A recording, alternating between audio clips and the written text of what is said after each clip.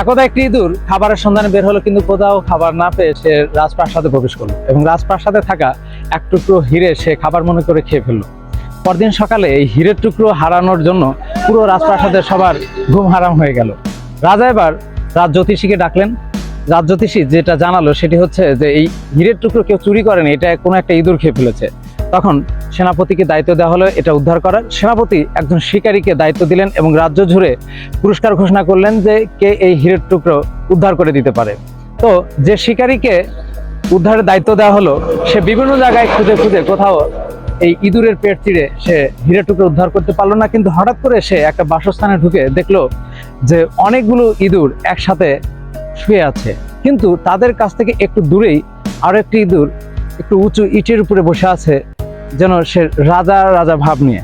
তখন সে ওই ইঁদুরটাকে ধরলো এবং তার পেট চিরে দেখলো তার পেটের ভেতরেই সেই হীরের টুকরাটি রয়েছে। এবার সে ওই হীরের টুকরা নিয়ে সে রাজামশাইকে দেওয়ার পর রাজামশাই খুবই খুশি হলেন এবং তাকে পুরস্কৃত করলেন।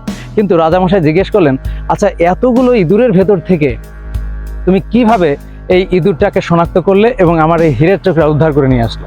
তখন শিকারী উত্তর দিল যে হুজুর, মূর্খ যখন সম্পদশালী হয় বা ক্ষমতা পায় তখন সে নিজেকে অহংকারী ভাবে এবং তার নিজের জাতি বা গোষ্ঠী থেকে নিজেকে আলাদা রাখার চেষ্টা করে এবং তাদের সাথে মেশা বন্ধ করে দেয়। এই মূর্খ ইঁদুরটাও তাই করেছিল, তাই আমি খুব সহজেই তাকে চিনতে পেরেছিলাম এবং তার পেট চিরে এই হীরের টুকরাটি উদ্ধার করেছি। আশা করি গল্প থেকে মূল মেসেজটি ক্লিয়ার। ভালো থাকবেন সবাই, কি ফলোইং। আল্লাহ হাফেজ।